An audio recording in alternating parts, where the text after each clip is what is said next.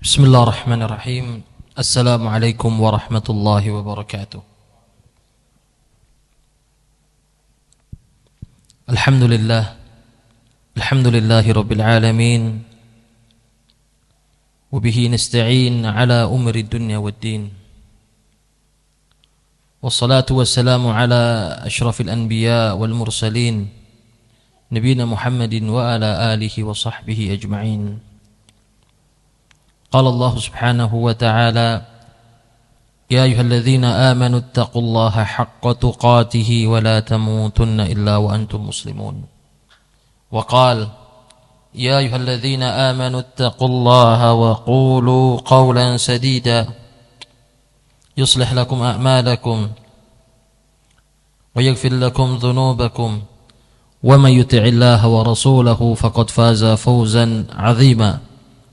أما بعد فإن أصدق الحديث كتاب الله وخير الهدي هدي نبينا محمد صلى الله عليه وسلم وشر الأمور محدثاتها فإن كل محدثات في الدين بدعة وكل بدعة ضلال وكل ضلالة في النار. Alhamdulillah jamaah sekalian dimuliakan Allah Tabaraka wa Ta'ala. Pada pagi hari yang penuh berkah ini Allah Tabaraka wa Ta'ala memilih kita dari sekian banyak hamba-hambanya, yang mana tujuan kita di pagi hari tidak lain tidak bukan adalah menempuh jalan yang mengatakan kita kepada syurga Allah Tabaraka wa Ta'ala, sebagaimana disebutkan dalam sebuah hadis, man salaka tariqan yaltamisu fihi ilma sahalallahu lahu tariqan ilal jannah. Siapa saja yang menempuh sebuah jalan bersusah payah mencari ilmu, maka Allah akan mudahkan jalannya menuju surga Allah Tabaraka wa Ta'ala. Dan ini enggak lain enggak bukan dicapai dengan keikhlasan karena Allah Subhanahu wa Ta'ala. Marilah kita ikhlaskan niat kita untuk Allah Tabaraka wa Ta'ala dalam kegiatan talabul ilmi ini. Jamaah sekalian yang dimuliakan Allah Tabaraka wa Ta'ala, kita akan masuk dalam bab fi nahyil akid wal wa'id syadid liman yu'zi aw yantaqisil fuqaha wal mutafaqqihin wal hathu ala ikramihim wa ta'zim hurumatihim. Bab yang membahas tentang larangan serta ancaman bagi orang yang mengganggu atau menghina merendahkan para ulama serta para tullabul ilm, serta anjuran untuk memuliakan mereka dan menjaga hak-hak mereka. Kita akan bahas di sini hari ini insya Allah tentang hak-hak ulama itu apa saja. Qala Allah Subhanahu wa Ta'ala, "Dzalika wa man yu'azzim sya'airallahi fa innaha min taqwal qulub." Dan demikianlah orang-orang yang mengagungkan syiar-syiar Allah, ini merupakan tanda taqwa al-qulub. Para ulama menjelaskan di antara syiar-syiar Allah, sya'air Allah adalah ahli ilmu, para ulama dan para penuntut ilmu. Kenapa demikian? Karena sya'air Allah tidak bisa difahami kecuali dengan ilmu. Kita mau tahu batasan-batasan, larangan-larangan, hal-hal yang Allah muliakan, ibadah-ibadah yang benar, ini semua butuh namanya ilmu. Dan yang tidak ada yang menjelaskan kecuali hanyalah para ulama. Dan para ulama tidak mungkin menjadi para ulama kecuali mereka harus bertolabul ilmi. Ya tadi, kalau kita termasuk memuliakan syair Allah adalah memuliakan para ahli ilmu, baik para ulama maupun para tulabul ilmi. Dan juga ini merupakan dalil dan bukti ya, tidak ada yang namanya ilmu laduni.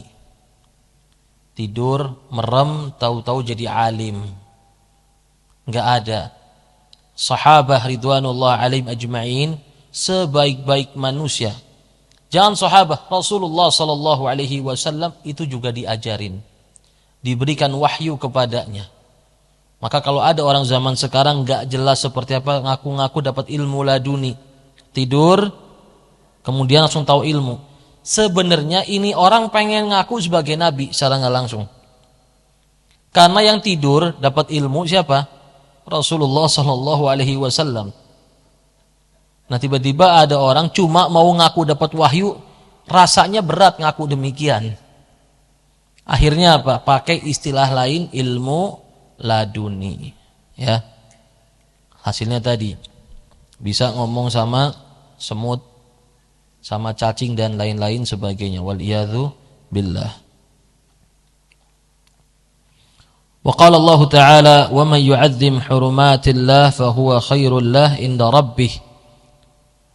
Wa qala ta'ala wahfid janahaka lil mu'minin, serta rendahkan bertawadhu'lah dirimu bagi orang-orang beriman. Wa qala ta'ala walladzina yu'dzuna al mu'minin ma bighairi maktasabu faqad ihtamalu buhtanan wa itsman mubina.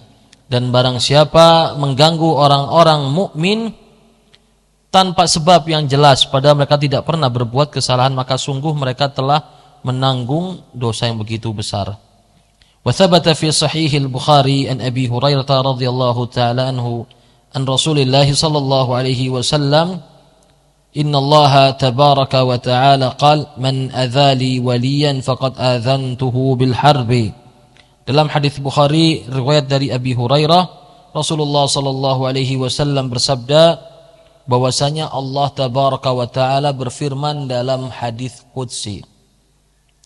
Allah berfirman, siapa saja yang mengganggu kekasih-kekasihku, maka aku akan umumkan perang terhadap mereka, terhadap dirinya. Dan jamaah sekalian, tidak mungkin menjadi kekasih Allah tabaraka wa ta'ala tanpa namanya ilmu. Ini penting ya. Jihad fisabilillah juga butuh namanya ilmu. Ibadah juga butuh namanya ilmu. Karena apa? Ilmu ini adalah hal yang mengatur semua hal. Mau apapun butuh namanya ilmu, tentu sesuai dengan bidangnya masing-masing.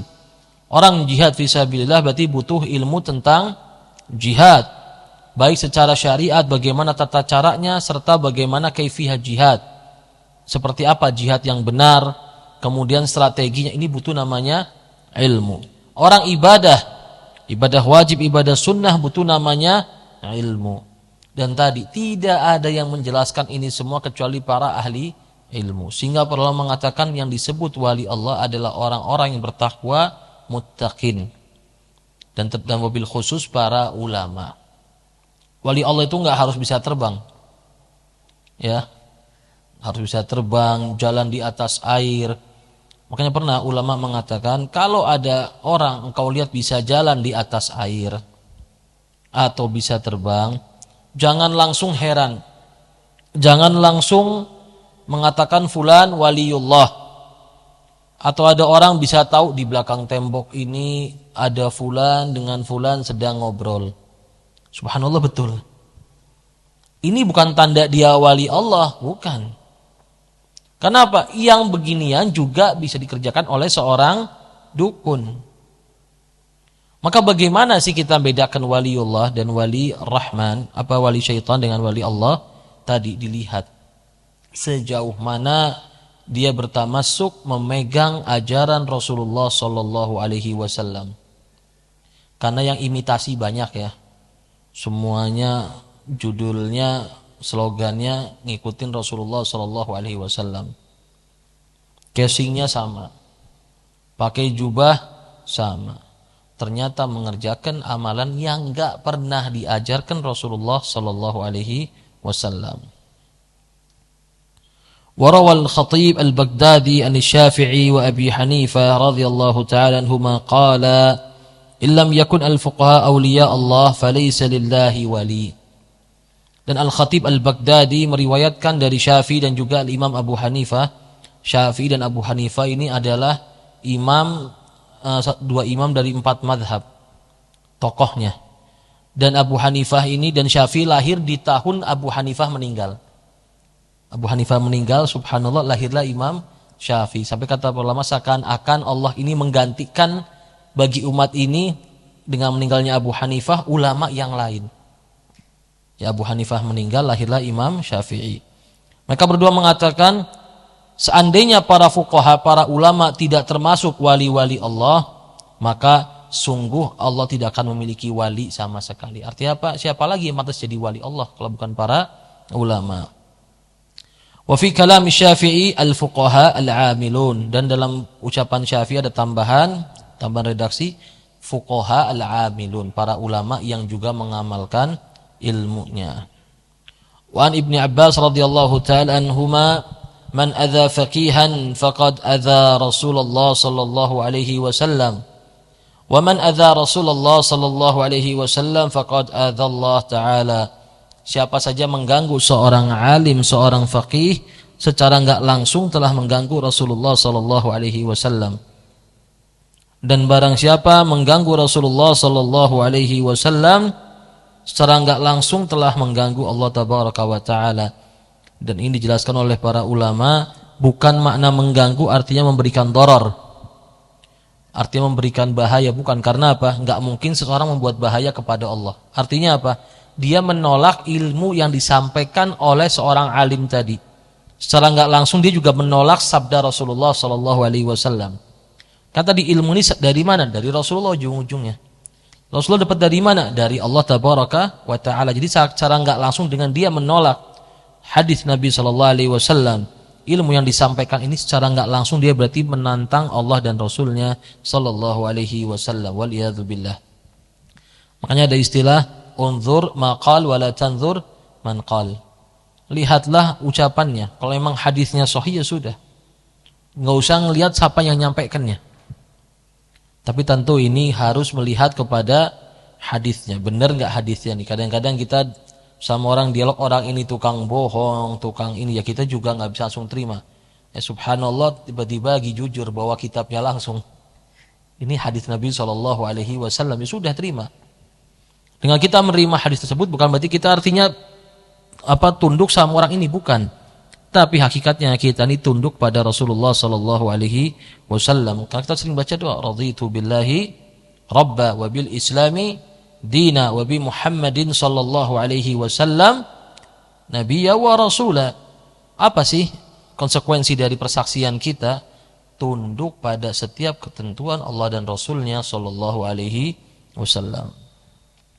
Wa fi sahih anhu sallallahu alaihi wasallam, dan diriwayatkan juga dalam Sahih Bukhari, man shalla subha fa huwa fi dhimmatillah fala yatlubannakumullahu bi syai'in min dhimmatihi. Barang siapa salat subuh berjamaah, maka dia dalam naungan Allah Subhanahu wa taala. Wa fi riwayah fala tughfirullah fi dhimmatihi, maka janganlah kalian menghancurkan, merusak perlindungan Allah tabaraka wa taala. Wa qala al-Imam al-Hafidh Abu al-Qasim Ibnu Asakir rahimahullahu taala, i'lam ya akhi waffaqani Allah wa iyyaka limardatihi wa ja'alana mimman yakhshahu wa yattaqi haqqa tuqatih.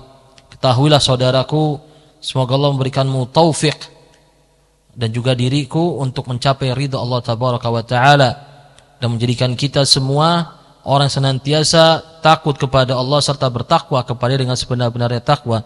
Anna luhumal ulama masmumah, bahwasanya daging para ulama itu beracun. Wa adatullah fi hadki astari muntaqisihim ma'lumah, dan perbuatan Allah untuk kepada orang-orang yang suka membuka aib para ulama sudah diketahui.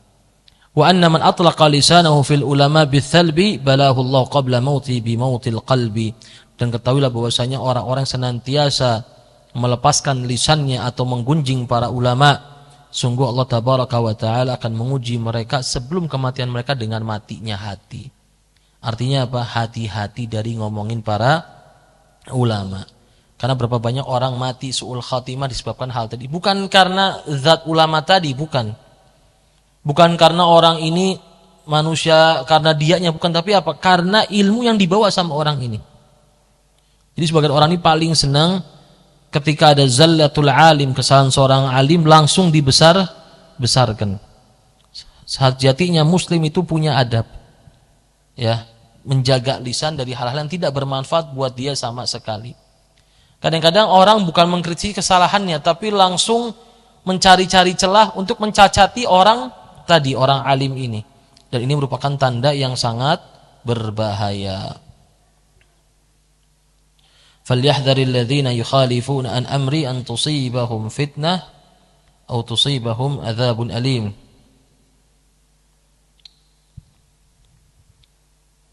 Nah, Allah Tabaraka wa Ta'ala berfirman, hendaklah berhati-hati orang yang senantiasa mengisi perintah Rasulullah sallallahu alaihi wasallam. Mereka akan tertimpa fitnah atau tertimpa adab yang sangat pedih. Kenapa dibawakan dalil mengisi sabda Rasulullah sallallahu alaihi wasallam? Karena tadi para ulama adalah orang yang membawa sabda Rasulullah sallallahu alaihi wasallam, sehingga dengan kita menghina para ulama, merendahkan para ulama, secara enggak langsung kita ikut membantu membranding orang-orang atau membantu gimana ya? Langsung kita bisa membuat orang-orang awam ini kehilangan kepercayaan kepada para ulama. Dengan kita suka nyacati para ulama, jelekkan para ulama, secara enggak langsung kita juga membantu orang-orang awam untuk tidak menghormati hadis Nabi sallallahu alaihi wasallam. Dan ini dorornya begitu besar, bahayanya begitu besar. Sehingga akhirnya apa? Orang tidak lagi nanti berpegang dengan agama Islam. Bahkan tanpa disadari ini adalah upaya mengajak manusia untuk meninggalkan Islam secara tidak langsung. Maka tadi dijaga adab-adabnya. Nah, di sini ada kekurangan ya. Ayatnya di kitab yang saya pegang ini ada yang kurang. Ada yang hilang kalimatnya. Dan ini dalil ya bahwasanya man kana ustaduhu kitabuhu fa khata'uhu aktsaru min shawabihi. Maka barang siapa yang kitab itu jadi ustadznya, maka salahnya lebih banyak daripada benernya. Di sini enggak disebutkan tusibahum fitnatun, langsung kalimat tusibnya hilang. Padahal ini ayat Allah Tabaraka wa Ta'ala. Dan juga tadi sebelumnya juga ada tambahan ayat, harusnya enggak pakai ma. Walladzina yu'dzunal mu'minina bighairi maktasabu. Enggak tambahan maknya, tambahan mak di sini ya. Ya tadi ini adalah bisa dibilang tulisan manusia ya. Di situ afan ayatnya lengkap enggak? Oh. Subhanallah. Nah, kita masuk pada bab aqsam al-ilmi asy-syar'i. Pembagian ilmu-ilmu syar'i. Wa hiya thalathah. Ada 3 bagian. Al-awwal fardul 'ain. Apa itu fardul 'ain? Wa huwa ta'allumul mukallaf ma la yata'adda al-wajib alladhi ta'ayyana 'alaihi fi'lu illa bihi. Yaitu mempelajari ilmu yang mana kalau dia tidak mempelajari ilmu tersebut dia tidak bisa mengerjakan kewajiban yang telah dibebankan oleh Allah Tabaraka wa Ta'ala pada dirinya. Itu fardu ain. Artinya apa? Kita mempelajari ilmu yang memang wajib buat kita. Kenapa wajib? Kalau nggak belajar ilmu tadi, kita nggak bisa mengerjakan kewajiban yang Allah bebankan. Contohnya apa? Seperti kaifiyat al-wudu, tata cara wudu, salat dan semisalnya. Kenapa? Kita nggak mungkin jadi hamba Allah, nggak mungkin syahadah la ilaha illallah Muhammad Rasulullahnya benar sampai kita salat. Dan sholat tadi nggak mungkin bisa sholat sampai kita belajar wudu. Dan tadi kita wudunya nggak benar sampai kita tahu air itu air najis atau tidak najis. Walaupun nggak harus sampai ruwet banget, nggak harus. Cukup tahu ini air suci mensucikan, ini air najis ya. Wa alaihi hamala jama'atul hadits al-marwi fi musnad Abi Ya'la al-Musili an Anas an Nabi sallallahu alaihi wasallam talabul ilmi faridatu ala kulli muslim. Dan juga ada sebuah hadis walaupun riwayatnya dikatakan tidak sabit bahwasanya belajar ilmu adalah kewajiban bagi setiap muslim, tapi maknanya benar. Wa hamalu akharun ala fardhil kifayah. Sebagian ulama mengatakan hadis ini menunjukkan tentang fardu kifayah. Wa amma aslu wajibil Islam وما يتعلق بالعقائد فيكفي في تصديق بكل ما جاء به رسول الله صلى الله عليه وسلم. Dan adapun pondasi yang paling dasar dalam Islam yang berkaitan dengan masalah akidah, maka cukup dengannya tasdik, yaitu percaya dengan setiap hal yang datang dari Rasulullah sallallahu alaihi wasallam, wa i'tiqaduhu i'tiqadan jaziman saliman min kulli syak. Namun keyakinannya ini adalah keyakinan yang kuat, kokoh, terbebas dari setiap keraguan-raguan. Dan memang jamaah sekalian, zaman dulu Rasulullah SAW itu menerima Islam dari para orang-orang Arab itu tanpa menanyakan secara detail. Syahadah la ilaha illallah Muhammad Rasulullah cukup.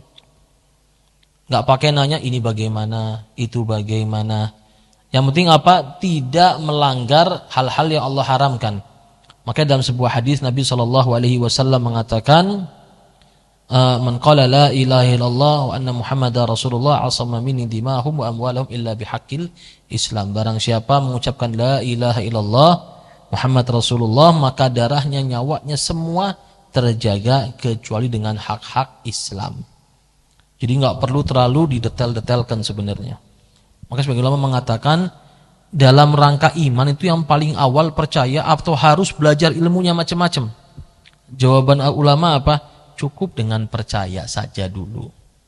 Adapun ilmu-ilmu yang bersifat ilmu tambahan seperti apa yang tidak berkaitan dengan wahdaniyatullah, maka itu tidak harus dipelajari, namun dipelajari lebih baik. Wala yata'ayyan ala man hasalahu hadha ta'allum adillatul mutakallimin, hadha huwa sahih alladhi atbaq alaihi salaf wal fuqaha wal muhakkikun min mutakallimin min ashabina. Serta tidak ada kewajiban bagi orang yang sudah beriman ini untuk harus mempelajari dalil-dalil mutakallimin, orang-orang yang fokus dalam masalah akidah. Dan ini yang paling benar dari pendapat-pendapat para salafus salih, fuqaha, serta para pengikut madhab kita wa ghairuhum. Fa inna Nabiy sallallahu alaihi wasallam, karena Nabi sallallahu alaihi wasallam lam yutalib ahadan bi syai'in siwa ma dzakarna. Karena Nabi sallallahu alaihi wasallam tidak pernah meminta kepada seorang pun seperti yang kita sebutkan, kecuali yang telah kita sebutkan sebelumnya. Artinya apa? Nabi sallallahu alaihi wasallam menerima iman dari orang sekedar pengakuan saja. Enggak harus belajar dalilnya dulu, belajar ininya dulu, enggak. Ya, sebagaimana kita ingat sebuah hadis tentang seorang jariyah, seorang budak waktu itu. Ketika Rasulullah sallallahu alaihi wasallam didatangi sama seorang sahabat, sahabat ini ingin membebaskan budak perempuannya. Kata Nabi, tunggu dulu sebentar. Dipanggil sama Rasulullah. Aina Allah? Allah di mana? Fis sama. Man ana? Anta Rasulullah. Kamu Rasulullah. Apa kata Rasulullah? A'tiqha fa innaha mu'minah. Bebaskan. Ya, bebaskan dia seorang yang beriman. Hanya menyebutkan keyakinan saja tanpa menyebutkan dalilnya secara detail, enggak perlu itu. Ya. Namun tadi ketika zaman sudah berubah, banyak kaum muslimin dipengaruhi otaknya oleh kerusakan, maka tadi mempelajari ini menjadi hal yang diwajibkan. Karena sekarang kita sebutkan hadis itu sebagai dalil, orang-orang akan membantah. Itu maksudnya fisama itu kerajaannya Allah, itu maksudnya di langit, itu artinya yang subhanallah ucapan mereka itu sebenarnya enggak nyambung sama pertanyaan Rasulullah sallallahu alaihi wasallam. Dan itu perlu namanya dibantah.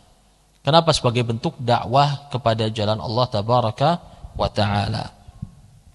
Wa kadzalika al-khulafa ar-rasyidun wa man siwahum min as-sahabah faman ba'dahum min as-sadr al-awwal bal as-shawab al-awwam wa jamaahil mutafaqqihin wal fuqaha al-kafu anil khawd fi daqa'iqil kalam. Begitu pula para khulafa yang 4 dan selain mereka dari kalangan para sahabat serta orang-orang di generasi pertama, itu mereka enggak banyak terlalu mendetail-detailkan masalah akidah. Pokoknya apa yang difahami sudah itu. Enggak perlu nanya ini maksudnya apa, ini bagaimana, ini bagaimana. Bahkan ulama juga mengatakan bahwasanya al-kafu anil khawd fi daqaiqil kalam, menahan diri dari membahas lebih jauh tentang masalah detail-detail dalam ilmu kalam, ilmu al-aqidah. Jadi enggak perlu menanyakan, misalkan ya, sebagaimana orang datang dulu ke Imam Malik yang lagi membahas masalah Ar-Rahmanu 'alal arsyis istawa, Allah istawa di atas arsy.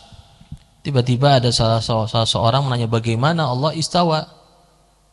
Waktu itu Imam Malik kaget. Imam Malik, ini pertanyaan enggak pernah muncul di sebelum-sebelumnya, enggak pernah muncul nih orang nanya istawa itu seperti apa.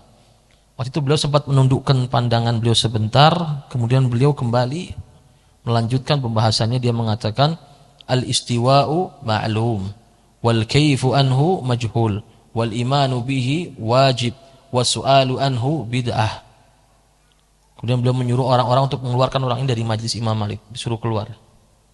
Dia mengatakan waktu itu istiwa itu maklum, bisa difahami secara bahasa, maknanya istiwa kita tahu. Ala wartafa itu maknanya, wasu'ad tinggi maknanya. Wal kaifu anhu majhul, tapi cara istiwa itu kita nggak ada yang tahu seperti apa istiwanya Allah. Wal imanu bihi wajib, tapi kita wajib beriman. Dan pertanyaan daqaik terlalu detail dalam masalah istiwa ini adalah bid'ah. Kemudian beliau mengatakan wa ma arahu illa rajula saw. Dan saya berpandangan orang ini orang yang buruk nih, punya niat jelek nih, keluarkan. Karena memang kelihatan. Yang Malik lihat orang ini tujuannya memang pengen sengaja. Pengen membuat orang-orang yang hadir, kadang-kadang kita paham ya, di kajian ada orang nanya pertanyaan tujuannya bikin heboh. Nah, orang seperti itu dikeluarkan langsung sama Imam Malik.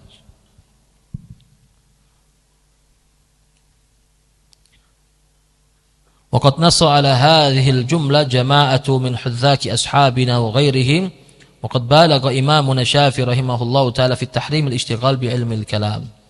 Begitu pula telah dinaskan oleh sejumlah para ahli ilmu dari kalangan sahabat kita, bahkan Imam Syafi'i rahimahullahu taala mubalaghah fi tahrim ishtighal bi ilmi al-kalam, benar-benar melarang sekali, mengharamkan seseorang menyibukkan diri dengan ilmu kalam.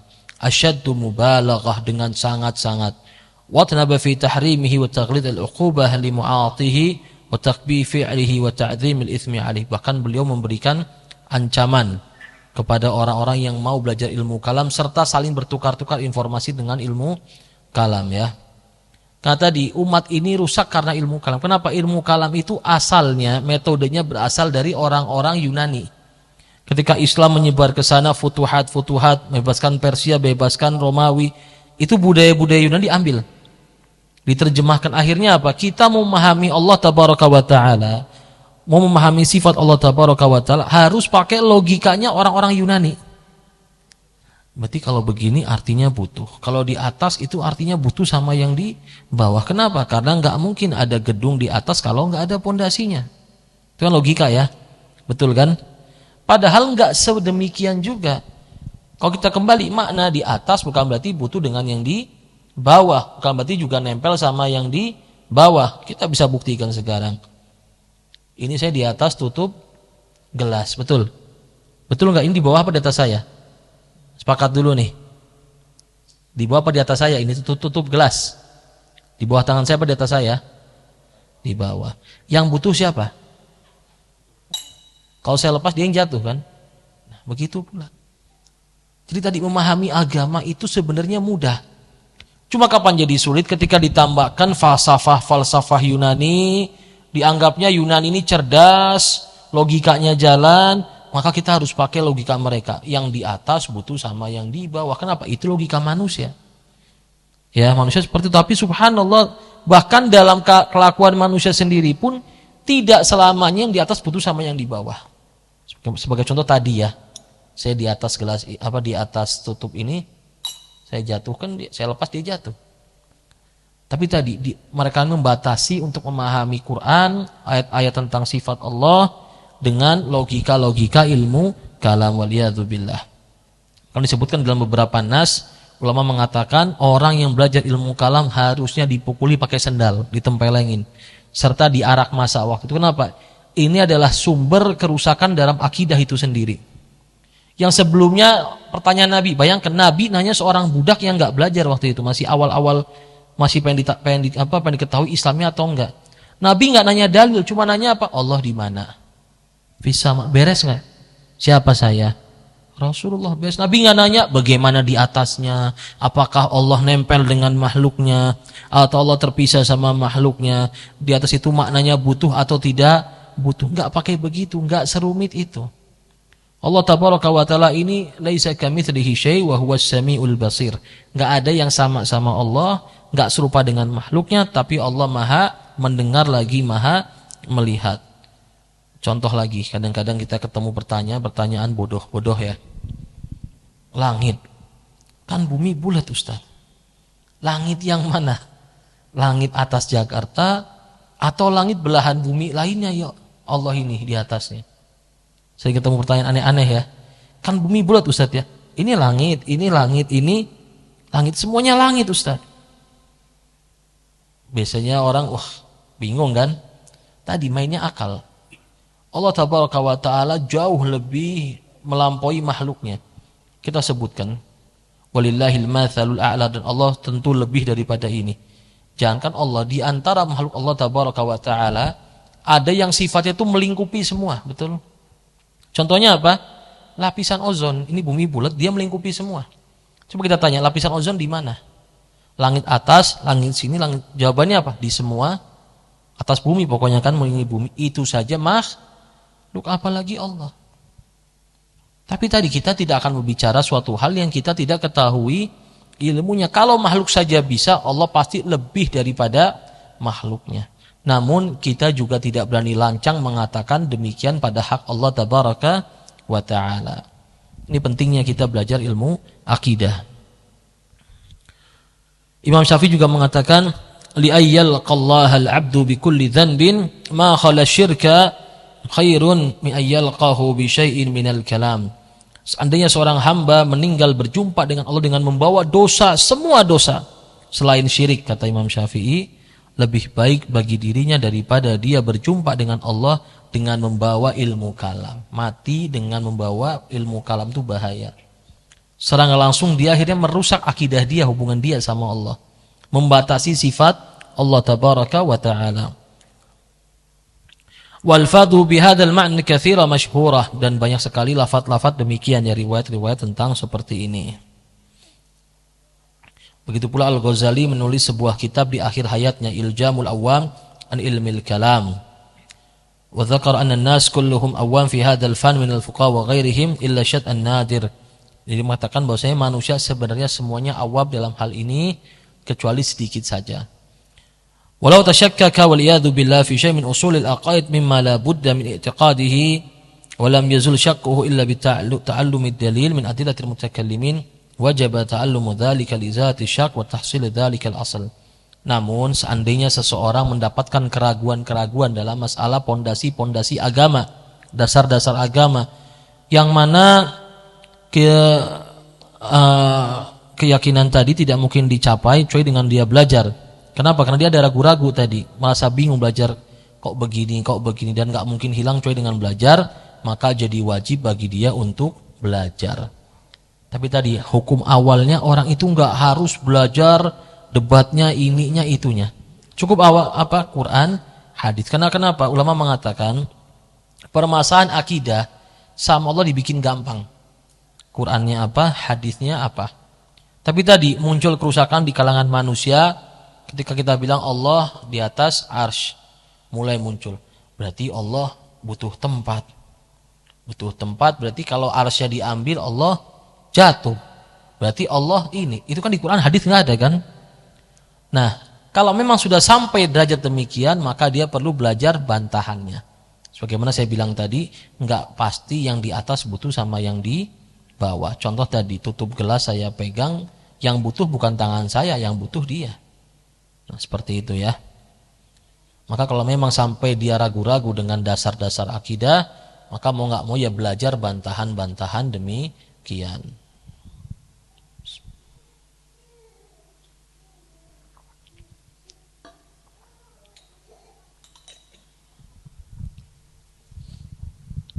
Far'un ikhtalafu fi ayati sifat wa akhbariha hal yukhadu fiha bita'wil am la. Para ulama berbeda pendapat tentang ayat-ayat sifat serta kabar-kabar tentang ayat sifat tadi. Tentang hadis-hadis juga ya tentang ayat sifat. Hal yukhad fiha bita'wil am la.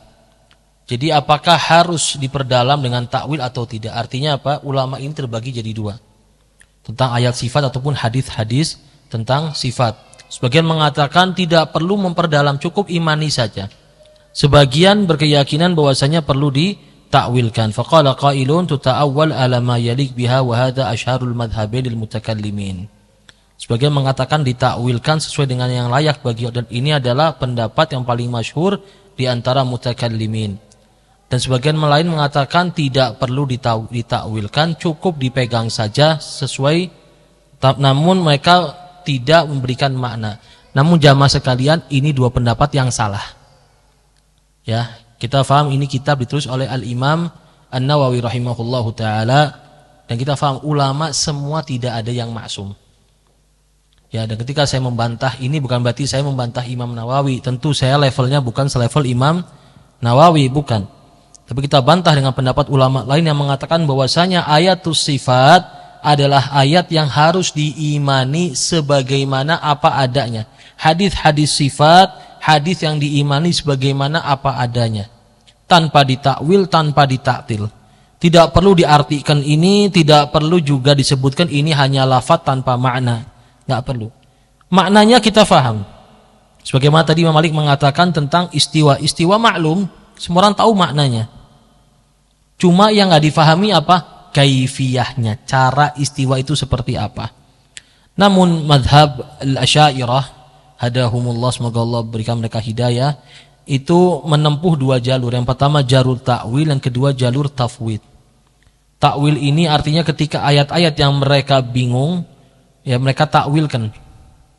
Ini makna contoh, makna yad artinya kekuasaan, yadullah artinya kekuasaan Allah, makna ini artinya ini. Sedangkan metode tafwid adalah metode mengatakan iya, yad maknanya wallahu a'lam.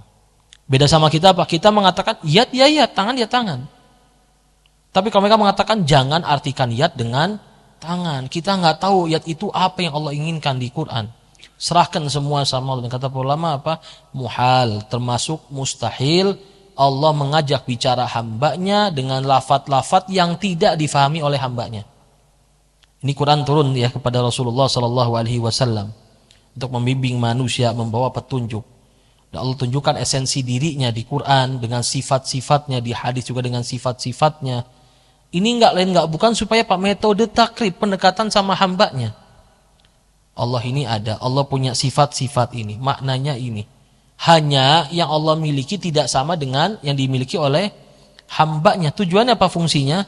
Supaya hamba ini yakin dia menyembah Tuhan yang punya sifat. Bukan Tuhan yang ya afwan, yad enggak ada artinya atau artinya ini. Arti seakan-akan apa? Allah ini enggak punya sifat sama sekali. Contoh, mereka mengatakan Al-Qur'an itu adalah ibarah an kalamillah. Maksudnya apa? Allah itu enggak ngomong. Allah enggak punya suara. Allah enggak punya ini. Padahal kita faham, manusia kalau enggak punya suara cacat enggak? Seakan-akan sifatnya dengan sifat cacat sebenarnya. Alasannya enggak, biar enggak sama manusia. Tapi secara enggak langsung dia sifatnya dengan sifat cacat, waliyadzubillah. Dan yang paling shawab, yang benar adalah kita tetap mensifati Allah sebagaimana Allah sifati dirinya dalam Quran, dan juga mensifati Allah sebagaimana Rasulullah SAW mensifati Rabbnya dalam hadis-hadisnya. Ya, maknanya kita faham. Kaifiyahnya, kaifiyah itu tata caranya, bagaimananya prosesnya, kita tidak ada yang tahu. Allah tabaraka wa taala berfirman, "Laisa kamitslihi syai' wa huwas samiul basir." Tidak ada yang sama dengan Allah, namun Allah Maha mendengar lagi Maha melihat. Terlalu banyak dalil yang mau dipatahkan. Sekarang terlalu ribet kalau kita semua ditakwil padahal apa? Quran turun bilisanin arabiyyin mubin. Turun dengan bahasa Arab yang jelas, yang mana orang baca bisa faham. Kalau Quran turun, habis itu maknanya enggak jelas, semua enggak ngerti, buat apa turun? Allah juga berfirman, "Wa ma arsalna mir rasulin illa bilisani qaumi liyubayyina lahum." Dan kami tidak utus seorang rasul pun kepada suatu kaum melainkan rasul itu membawa lisan kaumnya. Artinya apa? Berbicara sesuai dengan pemahaman orang yang didakwahi. Supaya apa? Liyubayyina lahum, supaya bisa menjelaskan kepada kaum tadi. Kalau tiba-tiba misalkan baca firman Allah, bal yadahu mabsutatan, orang paham makna ya, tiba-tiba ini maknanya bukan itu, bukan ini, enggak ada maknanya ini itu. Kira-kira paham enggak orang? Enggak paham, dan ini cacat dalam bahasa.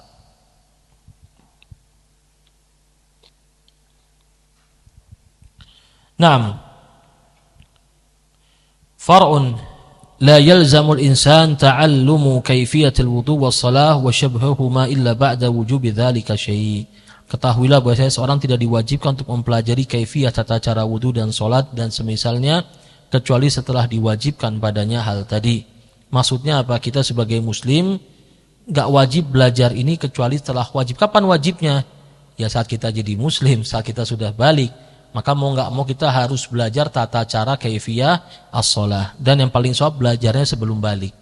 Kalau sudah balik baru belajar musibah. Ya. Mau sholat sudah balik, wudu aja nggak ngerti. Namun yang sudah terlanjur belum belajar, ya belajar alal hal sekarang langsung dipelajari. Fa in kana bihaitsu law sabar ila dukhulil waqti lam yatamakkan min tamami ta'allumnya ma'al fi'li fil waqti. Nah, juga disebutkan andai seseorang menunggu sampai waktu wajibnya bagi dia masuk waktunya, ditakutkan dia nggak akan benar belajarnya. Kenapa? Karena saat bersamaan dia juga sudah diwajibkan untuk mengerjakan pekerjaan tersebut. Yang paling real adalah haji. Kita semua belum wajib haji. Sebenarnya wajib nggak sekarang belajar tata cara haji? Kata para ulama sebenarnya kalau dibilang wajib banget ya enggak. Karena belum datang waktunya, belum ada kepastiannya. Tapi kalau nggak belajar juga, ditakutkan subhanallah kita pas nanti tahu-tahu berangkat haji. Akhirnya apa? Di sana pelanga-pelongo. Ya, nggak ngerti bagaimana cara haji, akhirnya hajinya nggak diterima sama Allah tabaraka wa taala.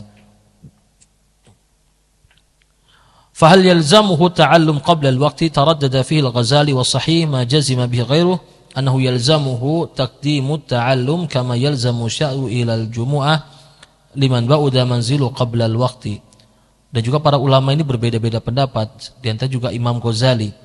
Dan yang paling sahih adalah wajib mempelajarinya sebelum waktunya, dimajukan belajarnya. Sebagaimana seseorang yang hadir sholat Jumat yang rumahnya jauh.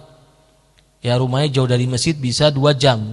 Jangan berangkat ke masjidnya jam 11. Sampai sana jam 1. Sudah enggak Jumatan. Maka ya belajar sebelum, maka berangkat ke masjid sebelum dekat waktu sholat Jumat. Summa idza kana al-wajibu 'ala al-fawr kana ta'allumul kayfiyah 'ala al-fawr wa in kana 'ala at-tarahi kal hajji fa 'ala at-tarahi.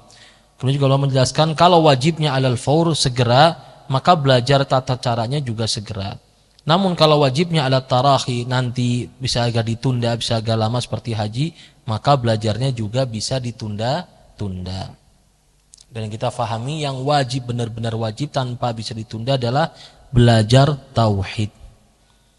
Karena apa? Ini adalah esensi kita yang paling dasar adalah sebagai hamba Allah. Dan kita nggak tahu kapan kita meninggal. Kadang-kadang orang mikir matinya nanti tahu-tahu subhanallah matinya setelah berapa menit. Berapa banyak orang lagi duduk nggak sakit, sehat, subhanallah dipanggil sama Allah tabaraka wa ta'ala. Dan tadi yang Allah terima adalah orang yang kembali pada Allah dengan tauhid tanpa melakukan perbuatan syirik. Makanya ini yang paling penting dipelajari oleh seorang hamba. ثم الذي يجب من ذلك كله ما يتوقف أداء الواجب عليه غالبا دون ما يطرأ نادرا فإن وقع وجب التعلم حينئذ وفي التعلم أدلة قبلة أوجه. Naam. Jadi وفي تعلم أدلة القبلة أوجه. Naam. Begitu pula hal-hal yang berkaitan dengan tata cara untuk melaksanakan kewajiban. Contohnya apa? Misalkan kita tahu wudu itu harus dengan air yang suci. Maka kita juga harus tahu mana air yang suci, air yang tidak suci dan misalnya kenapa? Karena kita nggak mungkin bisa wudu tanpa kita mempelajari hal-hal demikian. Nah,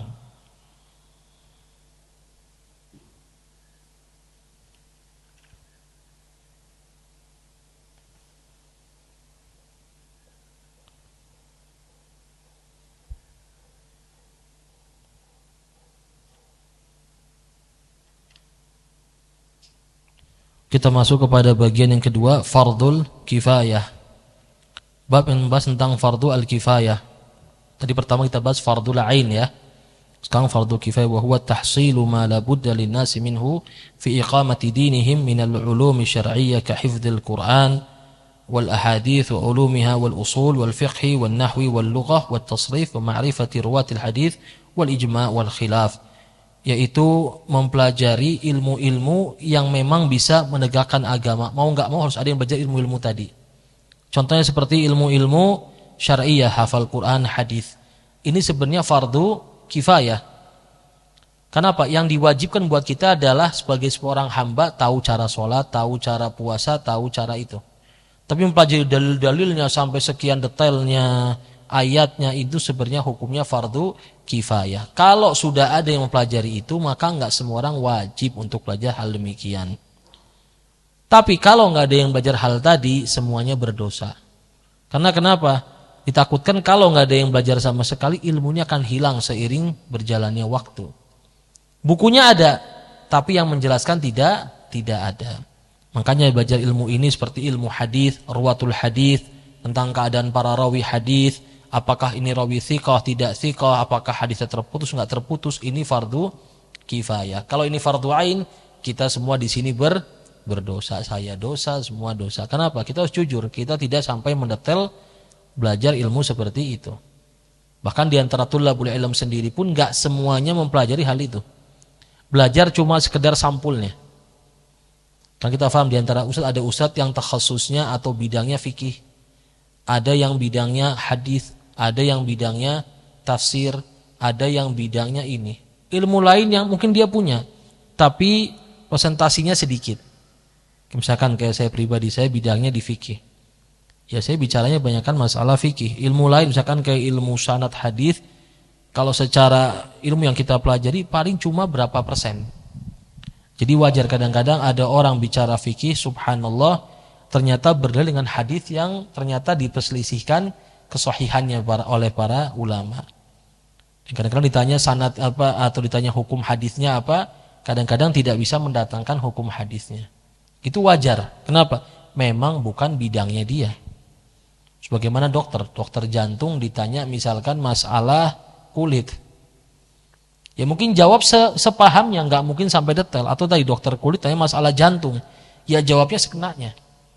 Ya jadi tadi ya, kalau mau nanya bidang sesuaikan dengan bidangnya masing-masing, seperti itu. Dan juga sebaliknya, orang kadang-kadang belajar hadis, masya Allah ahli dalam bidang hadis, ternyata dalam bidang fikih ditanya A dan B dan C bingung. Karena masing-masing itu ada disiplin ilmunya sendiri-sendiri. Namun para a'immah al-arba'ah, imam yang 4 ini adalah orang yang mengumpulkan semua disiplin ilmu. Makanya pantas disebut sebagai imam madhab, pantas banget. Kenapa? Bisa dibilang semua ilmu dikuasai. Di antaranya Imam Syafi'i. Imam Syafi'i kata Ahmad ini imam dalam semua ilmu, baik ilmu tafsir, ilmu hadis, ilmu fikih, ilmu qiraat, ilmu sastra, ilmu macam-macam. Imam Syafi'i adalah ahlinya. Ya, jadi banyak sekali di antara, dan sebenarnya Imam pun juga sama ahli dalam bidang tersebut. Cuma beliau tadi sedang menyebutkan tentang Imam Syafi'i rahimahumallahu taala. Wa amma ma laysa ilman syar'iyyan wa yuhtajju ilayhi fi qiwami amri dunya katibbi wal hisab fa fardu kifayah aidan nass alaihi al-Ghazali. Tadi kita sudah bahas tentang belajar bahasa, fikih, nahwu, usul ya. Hadis, ijma, khilaf ini adalah fardu kifayah buat semua orang.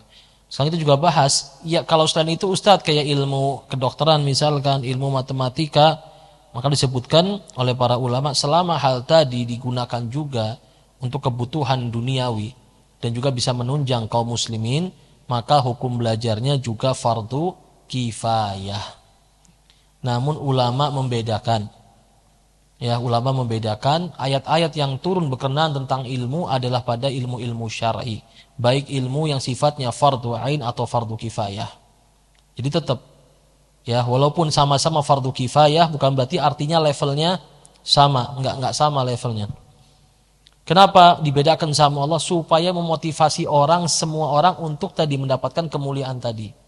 Jadi boleh seorang profesinya dokter, profesinya apapun boleh.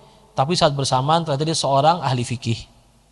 Saat bersamaan seorang ahli hadis.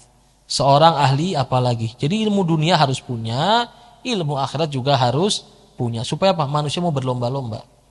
Kalau derajatnya dunia sama akhirat ini sama, ilmu tadi sama-sama fardu kifayah, fadilahnya sama, saya yakin akan ada yang mau belajar ilmu akhirat. Karena mikirnya apa? Nggak bikin kaya, nggak bisa bikin ini. Betul. Maka apa? Sudahlah jadi dokter aja, ya kan? Ngapain jadi ahli hadis?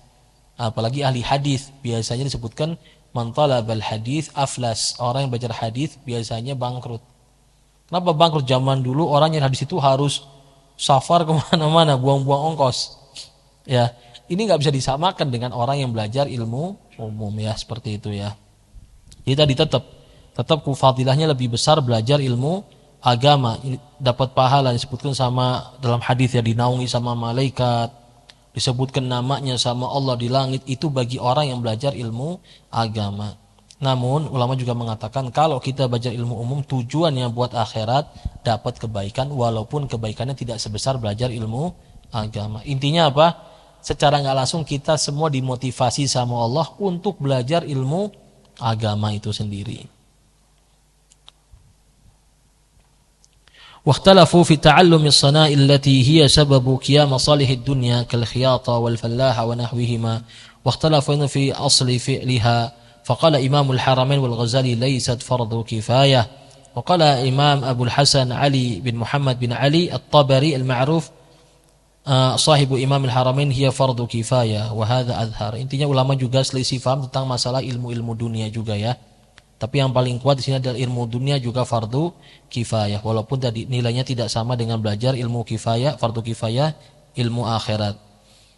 Qala ashabuna wa fardul kifayah al-murad bihi tahsil dhalika syai'i min al-mukallafin bihi aw ba'dihim wa ya'ummu wujubuhu jami' al-mukhatibin bihi.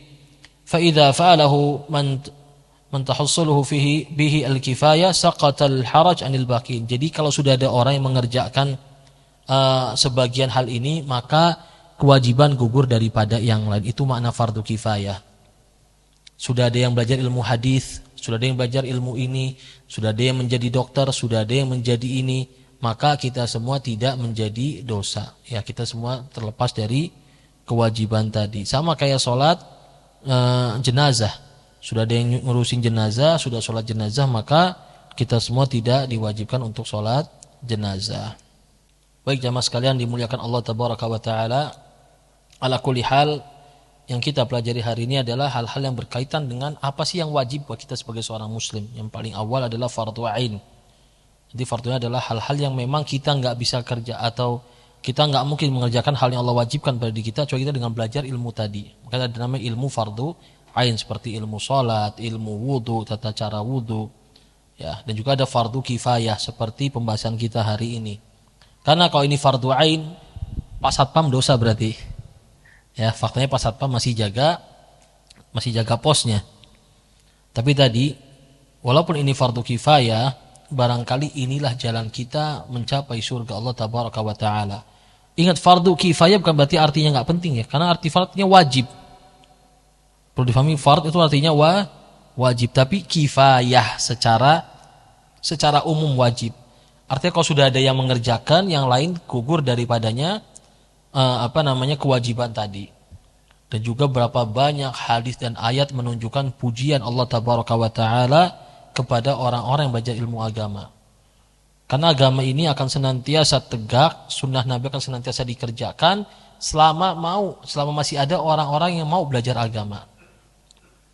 Saya pribadi bukan berarti berasal dari kalangan keluarga asatidzah, bukan berasal dulu dari kalangan orang yang pesantrenan, keluarga turunan kiai, bukan. Orang sekolah biasa, orang awam, keluarganya bahkan awam. Wah, insya Allah keadaan bapak saya dulu lebih awam daripada semua jamaah-jamaah pengajian saya sekarang. Ini harus jujur. Tapi subhanallah dengan takdir Allah tabaraka wa ta'ala saya belajar agama sampai bisa ngajar agama. Artinya apa? Secara hitung-hitungan matematika, potensi yang antum miliki ya sebagai orang tua dan juga sebagai antum punya anak lebih besar daripada potensi yang dulu dimiliki oleh keluarga saya. Namun tadi potensi yang besar tidak bisa menjadi kebaikan kalau didiamkan saja. Sekarang Masya Allah, Anda lihat orang tua masukin anak ke pondok karena sudah ngaji ya, betul ya? Sudah ngaji, termotivasi, anaknya masukin ke pesantren. Dulu kita masuk pondok karena bandel. Ini anak bandel, gimana solusinya biar masukin pondok. Orang tua kita nggak tahu apa itu fardu ain, fardu kifayah, ini itu nggak tahu yang begini-begini orang tua kita. Taunya dagang, anaknya bandel, udah masukin pondok lah. Mikirnya apa di pondok? Yang penting sholatnya benar. Itu subhanallah. Tapi tadi poin pentingnya apa? Orang tua kita ikhlas. Dia nggak ribet-ribet dalam beragama. Anak saya bagaimana caranya jadi orang benar sudah. Secara bahasa kita nih jadi hamba Allah. Sholatnya benar, puasanya benar, nggak bandel lagi, udah itu. Mereka nggak mikir anaknya bakal hafal Quran, hafal hadis, anaknya nanti ngerti ini, ngerti itu, enggak. Pokoknya masukin ke pesantren. Potensinya, kalau lihat potensinya kecil sebenarnya ya. Kenapa? Karena kita pulang ke rumah bukan orang tua kita ngingetin. Nah, sholat apa nanti baca Quran tiap. Mungkin sholat diingetin ya. Tapi baca Qurannya atau bagaimana dibimbing masalah agama ikut nanya ngecek kita. Nggak ada zaman dulu. Orang tua sekarang Masya Allah. Ikut kajian, anaknya pesantren, pulang dites sama bapaknya ilmunya. Bapaknya bisa ngetes kan. Kita dulu nggak ada yang ngetes kita. Pulang ya udah kamar, masjid. Kamar, masjid. Itu aja kerjaannya. Nggak ada kerjaan. Kalau nggak, ya sudah. Potensinya bisa dibilang begitu-begitu aja kalau dibilang. Tapi dengan potensi yang kecil seperti itu, diiringi dengan ikhlas, lagi-lagi ikhlas dari orang tua kita nih, kita bisa jadi. Apalagi antum punya potensi-potensi yang luar biasa besar, ya bapak-bapak dan para ibu sekarang, Masya Allah, ibu-ibu sekarang ini sudah pakai kerudung syar'i, betul ya. Zaman kita dulu orang tua kita ini kerudungnya ya apa itu, apa Pakistan apa itu, terusan dia celana, kerudungnya masih segi 4 awal-awal. Kita juga dulu nggak ngerti, yang penting pakai kerudung, judulnya begitu. Yang penting nutup aurat. Bapak kita celananya masih celana jeans dulu. Ya, seperti itu sudah. Tapi kok bisa? Mungkin tadi ikhlas itu kunci yang membuat Allah mudahkan semua perbuatan kebaikan. Makanya la tahqiranna minal ma'ruf syai'a. Jangan meremehkan perbuatan baik sekecil apapun. Potensi kecil jangan juga diremehkan. Tapi kalau memang karena Allah bakal mudahkan jalannya. Makanya anak pribadi mewasiatkan pada Diana juga dan juga semua bapak dan ibu-ibu di sini, ayo potensi yang sudah kita miliki sekarang, vibes-nya sudah ketemu seperti ini kajian, subhanallah ini kajian yakin gak seminggu sekali ini. Mungkin ada kajian tempat lain, betul ya. Kajian sekarang juga YouTube luar biasa ini sudah ada. Zaman dulu gak ada kajian, gak ada apa, kok bisa jadi ustadz anak-anaknya. Harusnya sekarang ini dengan Masya Allah pesantren sudah lebih rapi, sudah lebih ini. Kalau bisa jadi dokter plus ulama. Seharusnya hitung-hitungan secara di atas kertas ya. Harusnya anak-anak sekarang ini potensinya lebih sukses daripada ustadz-ustadz angkatan zaman dulu. Tapi tetap bukan berarti meremehkan ustadz-ustadz sebelumnya. Karena terus terang saya kemarin sempat memfoto sebuah kitab tentang bantahan terhadap Syiah. Yang nulis ustadz yang tidak kuliah, nggak LC, nggak MA, nggak doktor. Tapi tulisannya levelnya mungkin selevel doktor. Ya ustadz kita sudah tua-tua zaman dulu. Yang mungkin juga potensinya dianggap potensi yang tidak berpotensi ketika dari keluarga. Tapi tadi kuncinya kembali adalah ikhlas. Antum sudah di jalan yang baik dan benar. Tinggal tadi apa? Ikhlasnya dipertahankan karena Allah Subhanahu wa ta'ala. Karena sahabat Nabi juga faktanya dari orang-orang yang tidak mengenal Allah sebelumnya. Dibersihkan sama Rasulullah. Ya, Allah yang ngasih melalui perantara nabinya, ikhlas lillahi ta'ala, jadi umat yang bisa merubah tatanan dunia. Itu saja dari ana, wallahu a'lamu bissawab, barakallahu fikum. Kita cukup dengan doa kafaratul majlis. Subhanakallahumma bihamdika asyhadu an la ilaha illa anta astaghfiruka wa atubu ilaik. Assalamualaikum warahmatullahi wabarakatuh.